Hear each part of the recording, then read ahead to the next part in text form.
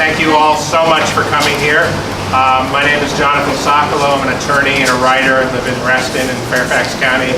I came down here today with an impressive delegation of faith and community leaders who had a meeting with Lieutenant Governor Justin Fairfax that we just came out of, and we're having this press conference to give everybody a chance who was in the meeting to give their impressions and talk about what we've asked of the Lieutenant Governor, how we have requested that he follow up on the commitment he made when he ran for governor to oppose the Mountain Valley and the Atlantic Coast pipelines, to talk about asking that the Department of Environmental Quality and the State Water Control Board do a stream-by-stream analysis of the more than 1,100 waterways that would be crossed by these pipelines, something that Ralph Northam himself requested when he ran for governor.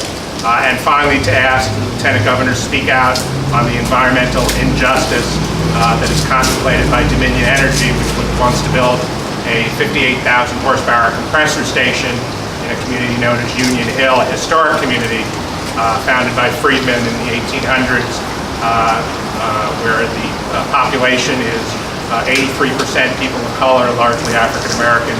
Dominion seeks to build a compressor station in this community. We talked to Lieutenant Governor about the impact that would have on the water that the community drinks, the air that community breathes. I think I'll let everybody else speak who was in the meeting. My own impression was it's a very positive meeting. It was scheduled for 45 minutes. The Lieutenant Governor brought 4 of his top staff members and spent an hour and a half with us. They were all very attentive. They took notes. They listened very carefully. Seemed impressed with not only the factual information, but the human element that folks who are in the frontline communities fighting these pipelines brought to the table today. So we're, first of all, very appreciative of the Lieutenant Governor for giving us so much of his time and so much of his attention, and we are hoping that he will follow up on the information that he was given with some concrete actions. So I'm going to turn it over. We're going to go hear from the other participants in the meeting, as well as some other guest speakers, and then hopefully open it up to questions you all may have. I'd first like to introduce a landowner from the Union Hill community, has a farm, raises cattle, very close, within I think 3/4 of a mile of the proposed compressor station in Union Hill, John Laurie and Ruby Laurie. Hi, my name is John Laurie. Appreciate the time that the Lieutenant Governor and the staff spent with us this morning on the issues that we're dealing with in the Union Hill community involving this proposed compressor station. And I also appreciate them listening to us. We have heard this listening in this process and our struggle for the last few years. And we are definitely concerned about emission controls, emitted emissions from this proposed compressor station, and the contamination of our water and air and ground from this proposed compressor station. And we're at the same time, well, the proposed compressor station will be located in our 83–85% African American Freedmen community. And the way that this location came about, that has not been addressed fully yet. And we certainly appreciate it.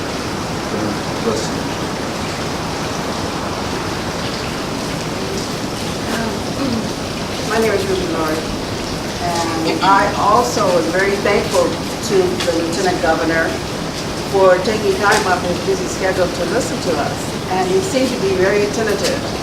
And because he didn't have to do it, but I'm appreciative of him that he did do it. And we had Lee Williams was responsible sort of for us getting here. And my John Laurie, he spoke basically everything, and then John Sokolow, he also spoke basically what we talked about. But it is personal, and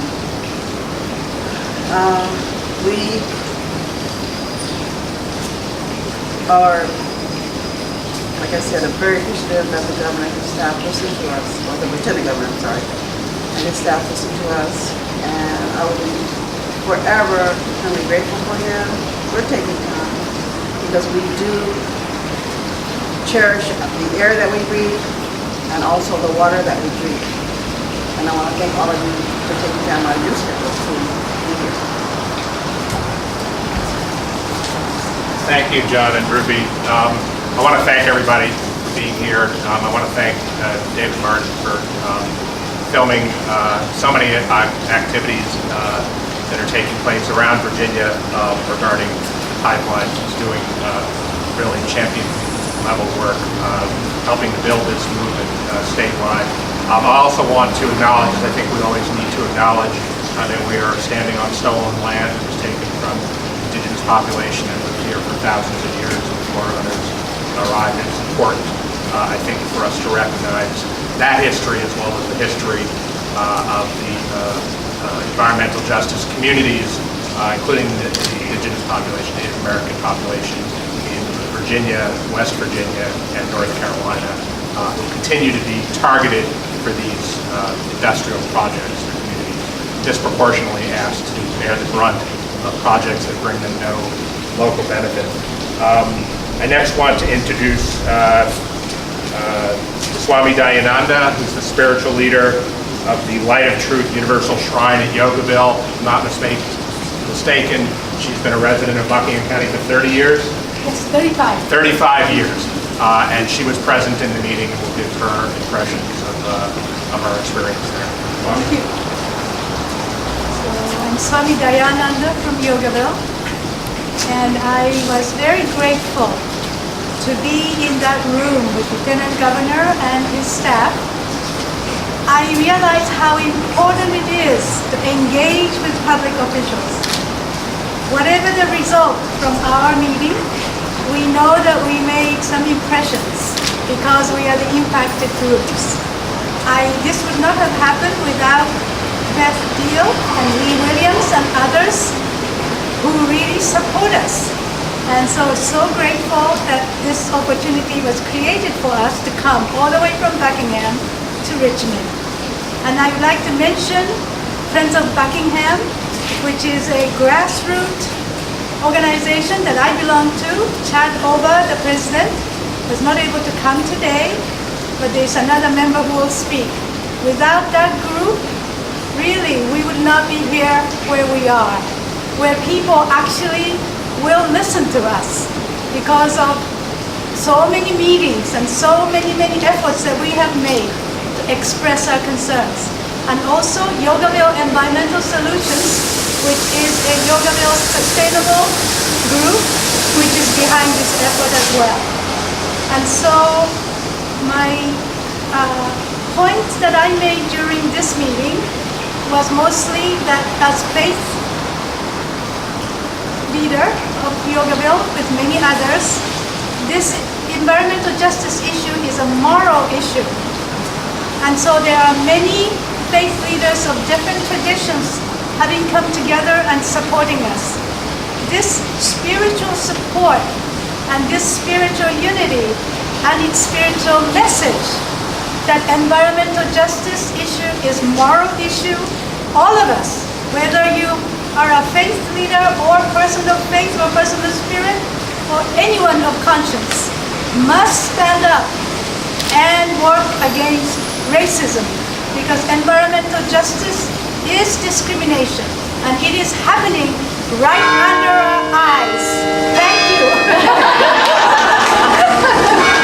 Now I will end with you. Beautiful bell ringing, the prayers that we will overcome this, because our message is right, our message is true, and it will overcome the other energy that is trying to make this compressor station happen. And one thing, it is all around the pipeline, MVP, ACP.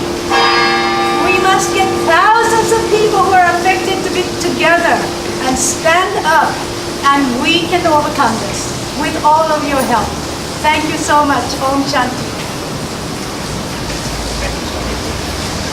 One of the points we made at this meeting is that the governor's own Advisory Council on Environmental Justice, as well as the state NAACP, have come out strongly against these pipelines, as well as against the compressor station Union Hill. And we were so proud to have, as part of our delegation, she will speak to us now, Karen Camplin, who's chair of the Virginia State NAACP Climate Justice Committee. Hello, my name is Karen Camplin, and I'm the Environmental and Climate Justice Chair for the Virginia State Conference NAACP. And I was very humbled to be invited with everyone here to speak with Lieutenant Fairfax about the pipeline throughout the Commonwealth of Virginia, as well as the compressor station proposed for Union Hill. And the NAACP stands with all of the communities that are located along the pipeline. And we ask for the Department of Environmental Quality and all of our elected officials to continue to move forward, but in a more open and transparent process. And to conduct comprehensive and cumulative impact assessments, and to consider all of the special and unique resources that are located along the pipeline. For instance, in Union Hill, if you've heard before, it is a very historic and very relevant community. However, these intrinsic values in our state is being overlooked and is just being tossed aside for the sake of private capital gain. We have communities that are being unheard, and we ask that our elected officials listen to us and do what is right. We have communities down in Chesapeake that are also going through the same issues. Their pipeline is being placed right next to schools, right next to childcares, and in some communities they are bogged down with not only the pipeline but also with electric substation as well as coal ash ponds. So we ask the community, we ask our elected officials, and we ask our state environmental agencies to please hear our plea. This is a one-time thing. Once the damage is done, it's going to be really hard to fix. So please help us. Please help our communities along the Atlantic Coast Pipeline, and please do what's right. Thank you. Our next speaker is going to be Beth Deal. Beth is with Preserve Bend Mountain, and she is the vice chair of the Roanoke City Democratic Committee, and it was her efforts that really resulted in this meeting taking place today. She personally made the request of Lieutenant Governor Fairfax several weeks ago and followed that up persistently, and it resulted in this meeting. So thank you, Beth, and turn it over to you. Hi, I'm Beth Deal. I live in Roanoke City, and I'm concerned about the Mountain Valley Pipeline and Atlantic Coast Pipeline and the effects both pipelines will have on our state. With both pipelines crossing our waterways over 1,100 times and a DEQ that seems to be asleep at the wheel, I reached out to our Lieutenant Governor, Justin Fairfax, and requested a meeting. I'm happy to say that he said yes, and here we are today. I'm also happy to say my friends Lee Williams and John Sokola helped me put together quite a delegation of faith and community leaders. And I feel so honored to be in the room with them. Today we presented, I think, what was surprising information to Lieutenant Governor and his staff.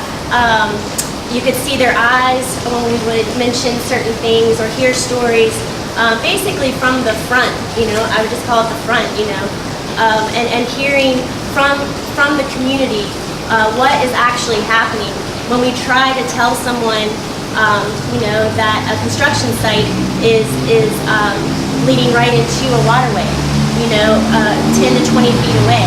When we try to say our voices aren't being heard, when we go to meetings and we're kind of shoveled over to one side and everybody gets a minute to present information. The State Water Control Board meets in 2 days. I believe it's their last meeting until December. Currently, pipelines is not on the agenda, but we do have people showing up to talk about that, mainly because the State Water Control Board has the authority, and Mark Herring told me so, yes, they have the authority to revoke the 401 certificate in the Clean Water Act that allows us by law to protect our water in this state. When they do that, we can have a stream-by-stream process, and we can look at the waterways and the wetlands that will be impacted by this pipeline. Bent Mountain has a perfect example. On Bent Mountain sits a perched aquifer in bedrock where 800 people get their water. Once a pipeline, a 42-inch fracked gas high-pressure pipeline, comes barreling through the mountainside, trenched 11 to 12 feet deep in bedrock, these people could lose their water. It's a sole source water that should have protections. The Mountain Valley Pipeline crosses Bottom Creek in that region 53 times. It's a Tier 3 stream. It's supposed to be protected. And so when we bring this information to the Department of Environmental Quality and we aren't taken seriously, and the processes that are in place to protect our water are disregarded, then we're looking to officials in higher office to work with us and to see what's going on and to help us get these processes well underway.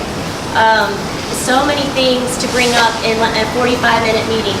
I would like to say that we think Lieutenant Governor Fairfax has his ears wide open, and we did make a few requests, and we hope that we'll see action from those.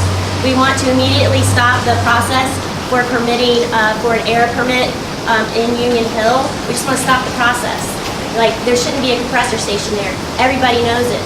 We want the DEQ, the State Water Control Board, to immediately revoke the 401 certificate, whatever process they have to go through. Stop work because there's an emergency. We just had a state of emergency for a hurricane. We are in a state of emergency for the last 4 months with this construction. Stop the work and see what's really going on. And most importantly, we hope that Lieutenant Fairfax can do what he did a year ago when he was running for Lieutenant Governor and just come on out and say, we don't need these pipelines. We all know they're not necessary. We all know the gas is not for Virginia. It's for export. And so when all the promises made by out-of-state corporations aren't true, we need to call that out, and we need to be confident in doing that. And we think that Lieutenant Governor will join us on the right side of history. Thank you, Beth. The demands that were, or the requests, I should say, the asks that we made at this meeting, we actually handed Lieutenant Governor's staff a lot of papers and a handout, which maybe we can circulate them on the press here so you can see exactly what information we gave in writing, what requests are pending with the Lieutenant Governor's office. I next want to introduce Heidi Divya Berthud, who is Secretary and Baseline Testing Project Manager for Friends of Buckingham, which is one of the grassroots organizations that has been leading this fight for more than 4 years against the Atlantic coast and the Mountain Valley Pipeline. Thanks for everyone, this coalition of the last 4 years. We are one big family. I have to say that I was really heartened to be in the presence of the Lieutenant Governor and his staff, who were all African American. It felt like they commanded the scene, and they were nice people too. It felt to me like good people. We've been so used to coming up against glassy-eyed, no one home, Dominion, Board of Supervisors, DEQ, that it's refreshing to be with politicians who actually have, I looked at his politics, and it seems that every one of his politics lines up with mine, and it's definitely on the progressive end of the spectrum. Very refreshing. One of the things that I said was that I think that we have a great opportunity for the Lieutenant Governor, being an attorney, he would certainly understand this, that he can play by the rules. He doesn't have to step outside the rules. At the air permit hearing in Buckingham, David Neal of the Southern Environmental Law Center appealed to the DEQ and said, it is your obligation to not just consider the technical details of the air permit, but to also consider environmental justice, site suitability, the need for this pipeline, social and economic aspects of this. And this was revelatory for us because the State Water Control Board, or the Water Department, told us that we could only address, the water issue.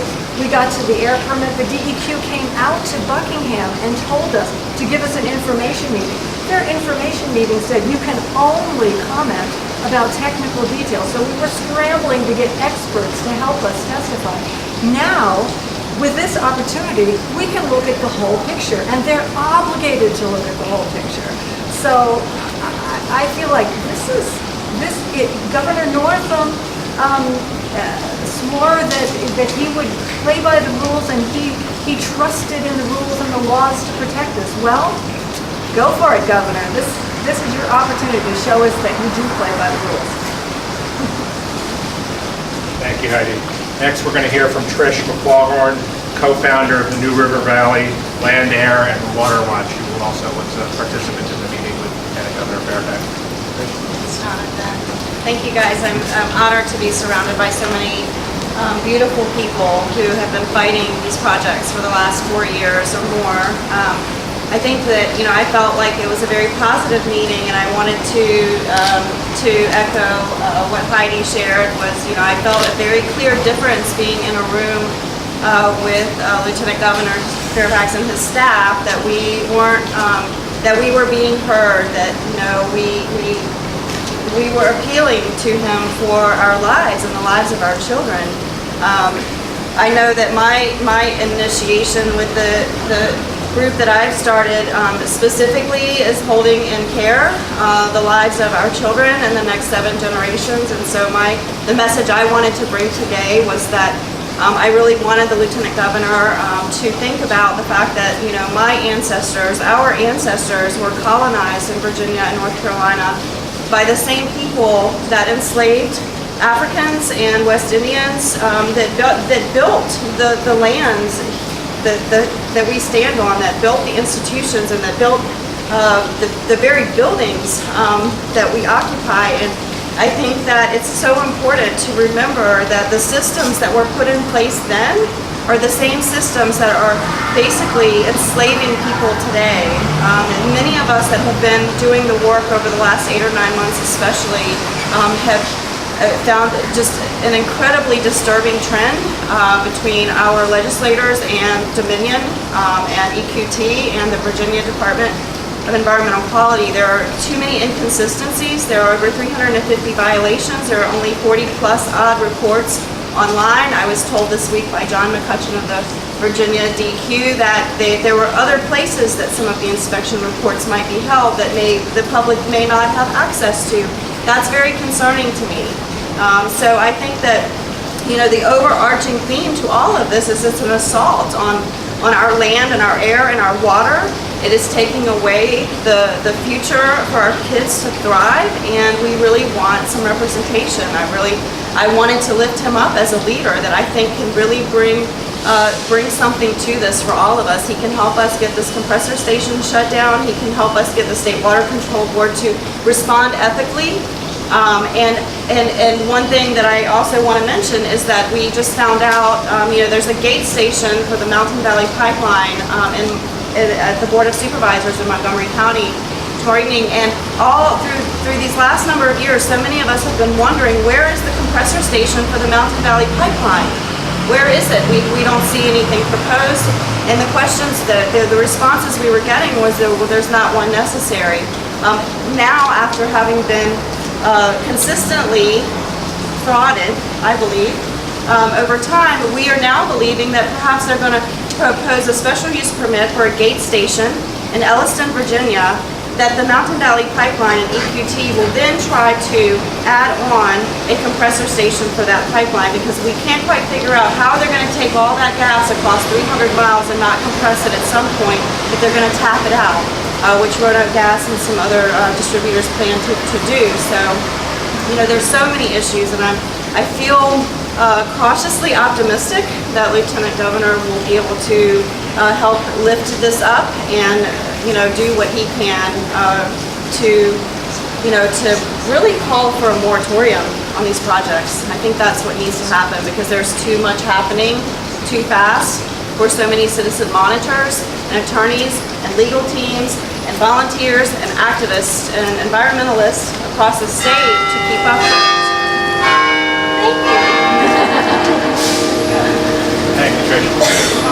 One of the most impressive things about this delegation we met with the Lieutenant Governor and his staff that have brought together people who are true leaders, community activists, grassroots activists, as well as faith leaders.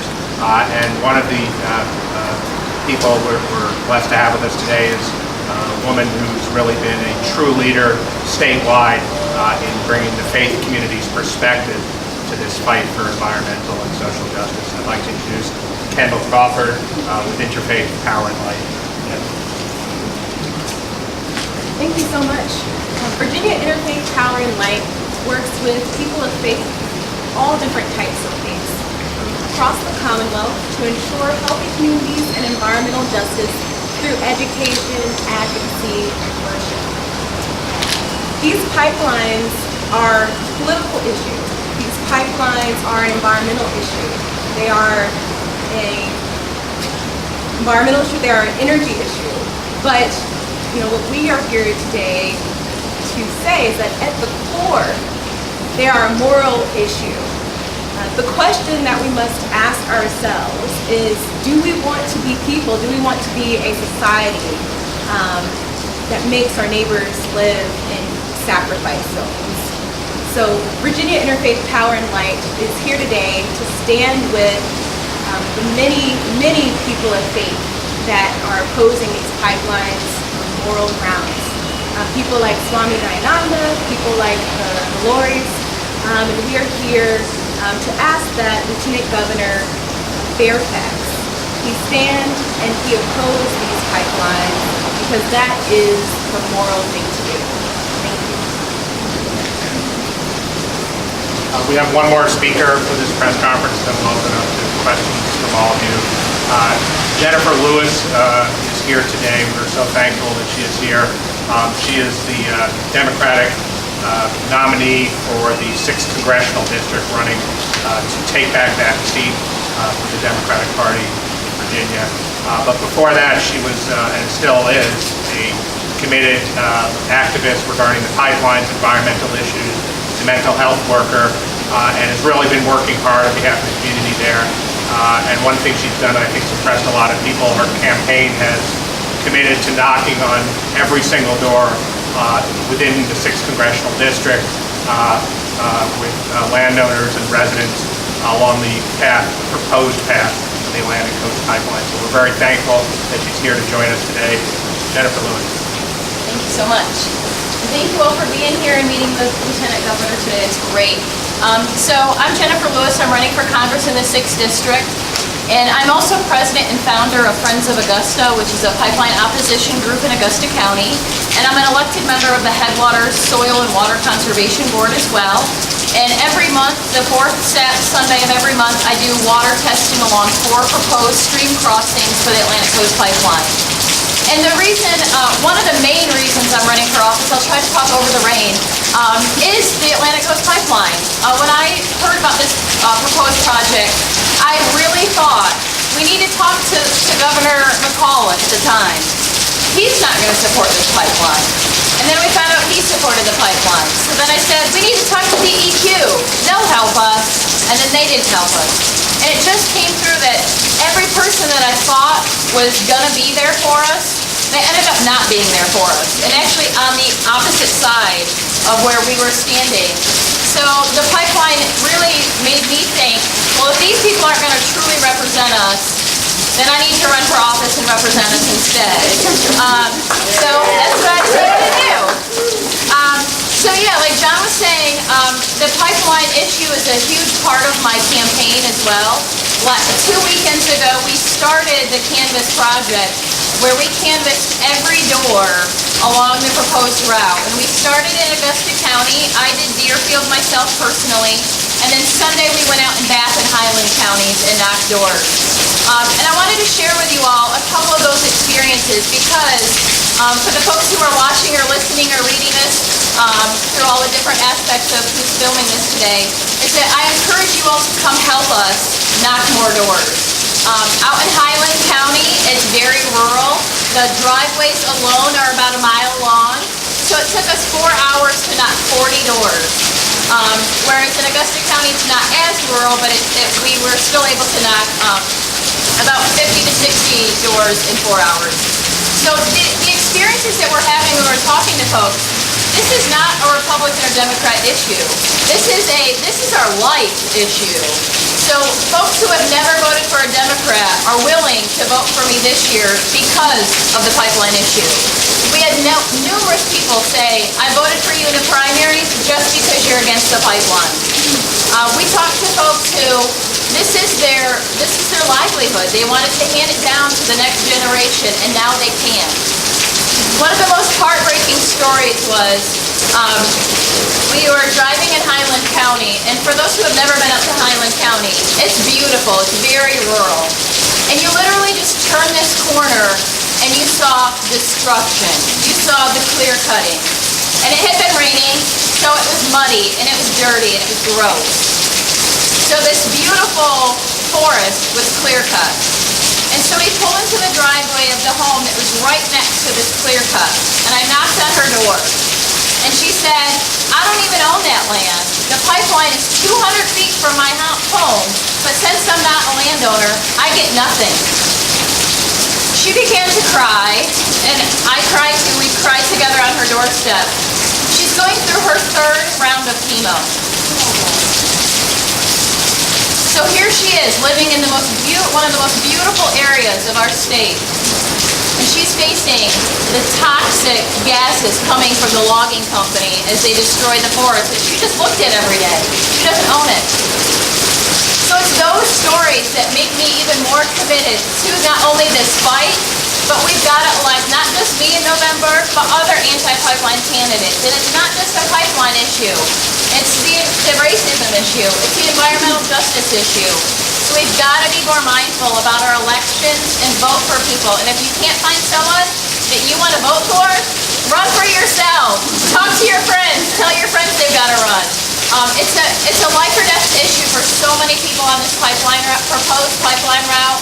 That we've got to do anything that you can. So I encourage anybody that's watching, listening, reading, whatever it is, vote no pipeline, vote for the environment, and get out there and help candidates who are running on that platform. If you want to canvass or volunteer with my campaign, please see me afterwards or check out our website, jenniferlewisforcongress.com. Thank you again for having me. Thank you, guys.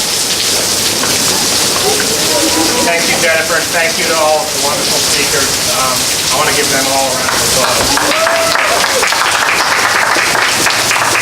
So we're going to wrap up. We have a few minutes for questions from the press. I'll go. Okay. What did you ask the Lieutenant Governor to do, and what, if any, did? We have a sheet that we can hand out. There were 3 asks that we made of the governor. Do you want to talk about that? Sure. I mean, we'd love for him to publicly come out and condemn those pipelines. As a politician, we'll see. That was our big ask. Just come out and say that we need to not have the air pipeline. Then our next ask was to dig in with the State Water Control Board and the DEQ and figure out why they're not willing to assert their authority to revoke the 401 certificate that they gave permission in the first place. When they start to find out that there are problems and that every waterway is not the same, then you have the ability to revoke that permission slip and look at what's going on. So we really want to see that happen. State Water Control Board is in 2 days. And at the bare minimum, we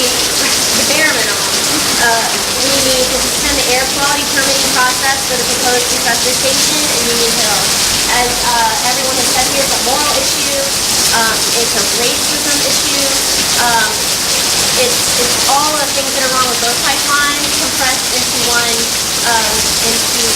location. So we're confident that we're going to see some action. Staff seem really interested to learn more information and requested more information. So we're very optimistic about some action. But did he make any commitments for this commission? No.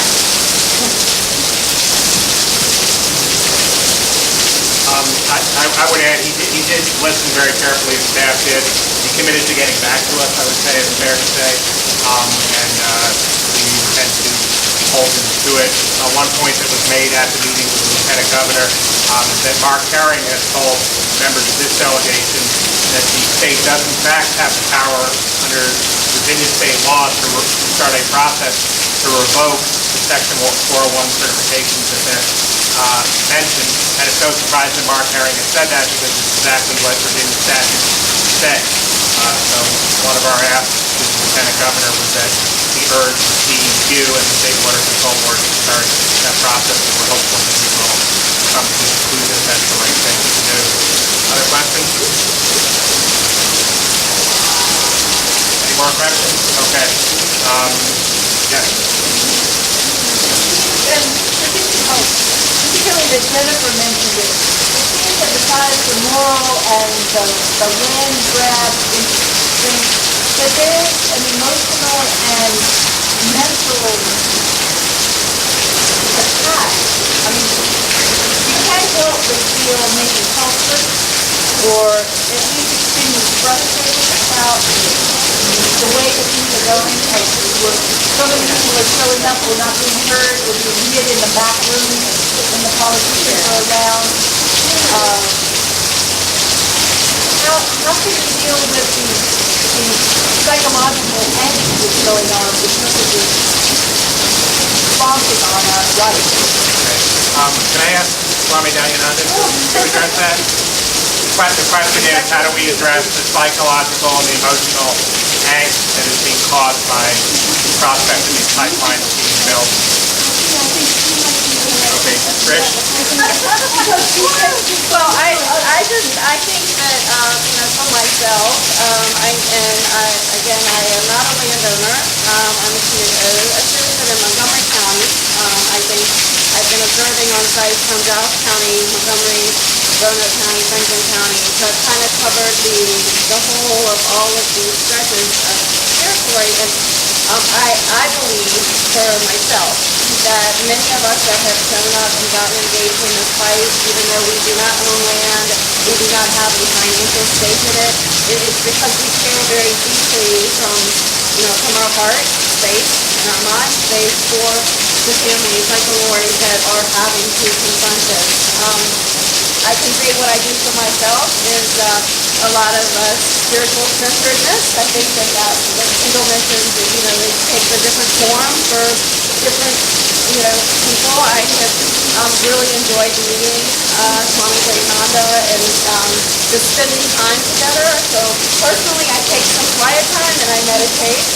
But I feel like the key for many of us that have jumped into this over time, and when we're faced with these incredible, I would say, like we have this delusion that these agencies and that these elected officials are really working on our behalf. And I think that takes such an incredible toll, emotionally and mentally, to start to dig into the layers of, our ancestry and where we come from and how we're all connected, especially to indigenous, our indigenous roots. And then you start to study pipelines, and then you learn about the pipeline impact all over the country and how missing and murdered indigenous women has, man camps have played a role in that. And so that you just feel emotionally and psychologically assaulted from all of these angles, and you're trying to work a job, and you're trying to raise your kids, and you're trying to make connections and network and support people and love people.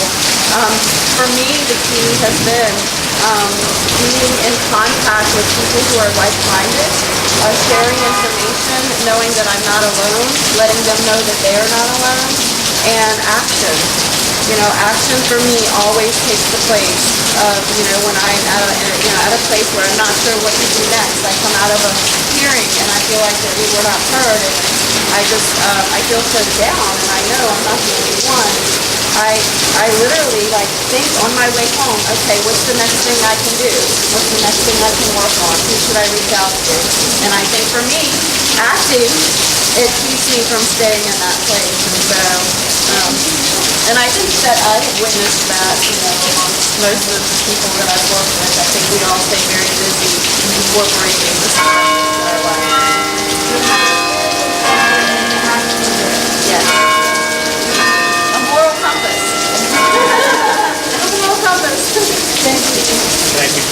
I just want to add is I think one of the few men who's part of this delegation here today, one of the reasons that this movement is strong spiritually, strong psychologically, strong emotionally, and in my mind will win eventually, because women are the backbone of this movement. Women are leading this struggle in the communities. Women are leading this struggle running for higher office.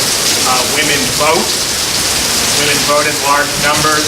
Women change America. Women voters have changed the Virginia legislature, and women will be voting in the upcoming election and even every election after that.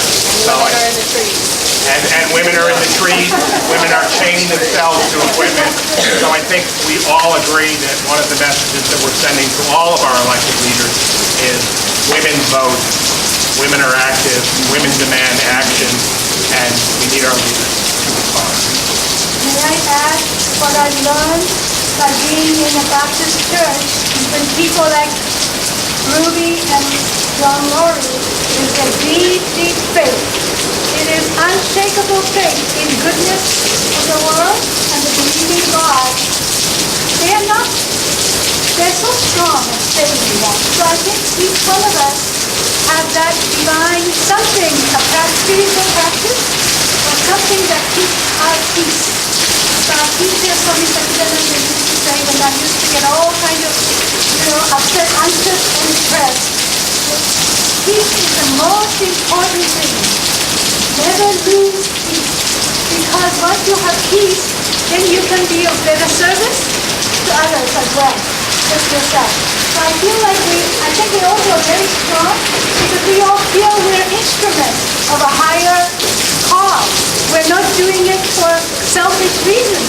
I see every one of you and I am amazed by your energy of dedication and complete giving, because out of love for humanity, out of love for each other, out of love for the environment. So thank you so much for that example that I am part of. Oh my God! I think we may have one more speaker. We have been blessed in this movement to have support of many elected leaders across Virginia, particularly in Northern Virginia, and particularly in Southwest Virginia. But in Northern Virginia, there's been an unfortunate silence for many years regarding this pipeline. And out of that silence emerged a true leader and a true champion for the environmental movement and for the justice movement in Virginia. We are so thankful that he has been in the trenches with us day in and day out, and he's come out on this incredibly rainy day to join us. So I want to introduce and welcome to speak Delegate Mark Keene. Well, first of all, everyone, I would like to say I drove all the way to Northern Virginia to join you today. I'd like to say that, but that's not the truth. I was actually here for some other business. I'm a member of the Virginia Commission on Youth. Our meeting just wrapped up, and while I was sitting at my meeting, paying attention to, of course, what's happening in the meeting, I'm online, and I get an email from some of our friends saying that y'all had a scheduled meeting with our Lieutenant Governor, Justin Fairfax, and that our faith leaders, our environmentalists, our members of our community, all of our friends who really care about Mother Earth, that you were driving all the way here from as far as Yogaville, all across the Commonwealth, to come together. And just by pure coincidence, I was already in town, so I said, I gotta stop by. I want to join you because whether I can make it physically with you, whenever I can, or in spirit, I'm with you, 100%. I believe that these two pipelines are not only misinformed and misguided, and they're based on facts that just don't support the evidence that we believe. But we also believe that as people who care about Mother Earth as a spiritual matter, as an environmental matter, as an economic matter, there are far more ways that we're spending our resources at our state, federal level to advance renewable, advance clean energy, rather than doubling down on energy sources that we know has failed in the past and will continue to fail. So the fact that these pipelines are still being considered, the fact that the federal government and our courts have scrutinized it and are still willing to let this go forward, I think it's atrocious. I think it's a tragedy for Virginians. And for those of us who care about the clean environment and the energy that we need to stand up and fight every single step of the way. So again, I wasn't scheduled to be here, but when I heard that some friends were going to be in town, I thought, let me at least stop by and say hi to you all. So I want to thank you for letting me be part of this. Thank you for what you're doing, and look forward to continuing this struggle and fight with all of you. once again, thank you. And it sounds to me like somebody up there thinks that we're doing the right thing because they're sending us a signal. This is not going to end until we get that bright sunshine at the very end, right? So, thank you. Any other speakers? Do we have more questions? I just have a question that always gets brought up, and maybe we can address this so more people hear it, the answer. What can people do now? How can people get in the fight now? If they haven't been paying attention for the last 4 years, and they just come across this on Facebook and they're like, what can I do? Well, I would, since our goal at this point, the way this is going to get stopped is by elected officials in Virginia stopping it. So I'd ask Delegate Keene who knows more about that process than anybody here to address that Well, question. there are several things. First of all, at the federal level, we have oversight through what's known as FERC, Federal Energy Regulatory Commission. The decisions that FERC made when these two pipelines were originally authorized were flawed. They only had 3 members on the commission at the time, and among the commission members, they didn't have all the facts in front of them. So we are asking Senator Tim Kaine, Mark Warner, and our members of Congress to continue to ask FERC for rehearing. I know we've gone through that struggle a few times, but that's the first level in terms of our national politics and national government. Second thing, at the state level, we have our legal authority, very clear, black and white, under the federal laws, both from the National Environmental Policy Act to the Water Act and the Clean Air Act and all the other federal laws that give us, the states, our right to protect our own conservation and our own energy. We have laws, Section 401 in particular, allows us to do stream-by-stream analysis of our waters, our own waters, not the federal waters. And so that's what we've been demanding all along, and that has never been done. The Department of Environmental Quality has to step up and make sure that that gets done before any more construction is done. Third, though, is there are other aspects of this pipeline that are very troubling to me. In addition to the fact that we're building something that's not necessary, that doesn't make sense economically, that will have tremendous impact negatively against our environment, the part that really bothers me more than anything else is the fact that this decision was made based on incorrect facts. I've seen the documents with the environmental impact statement by Dominion and others when they looked at, for example, Union Hill and the compressor station there. They claim that hardly anybody lived in Union Hill. They claim that the census tract showed so few people lived that to be impacted. They also claim that the racial makeup of the demographics of the area are not necessarily triggering of the concerns that we have on environmental justice and racial injustice standards. We absolutely know that's not true. Many of you live there, many of you have been there, we've knocked on those doors. I've met those folks myself and I've visited. We know that is not the case. So we have a lot of decisions that were based on wrong facts. I believe, maybe I'm naive, but I believe when the truth comes out, the truth shall set us free. And the way we get the truth out is have these conversations.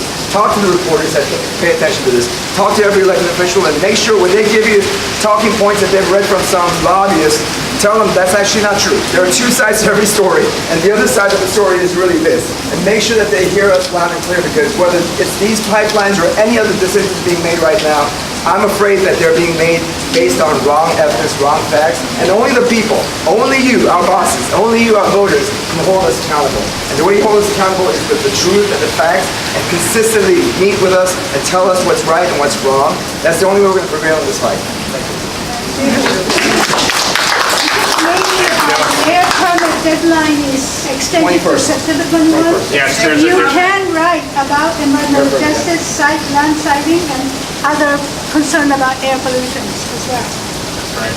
Any other questions, comments? Just have an announcement, is that okay? Yeah, And this please. doesn't have to be on the camera, but on September 20. It's a continuation, literally a continuation of the work that Dr. Martin Luther King Jr. was engaged in when he was assassinated in April of 1968. And Reverend Barber is carrying that fight. And the call for this particular meeting in Richmond on the 26th speaks in great detail about the injustice of the Atlantic Coast Pipeline and the Mountain Valley Pipeline. So this is an issue that's been around for many years. It's going to be continued next week in Richmond, and this fight will continue until we have won. Any other questions from anybody else? I would just ask if speakers, if people who are in the meeting want to stay afterwards and speak to reporters, more than welcome to. If all of you have any questions, Beth can give a handout of the material, one of the pieces of material that we gave to the Lieutenant Governor with the text of the specific asks that we made to his office. And thank you all for coming.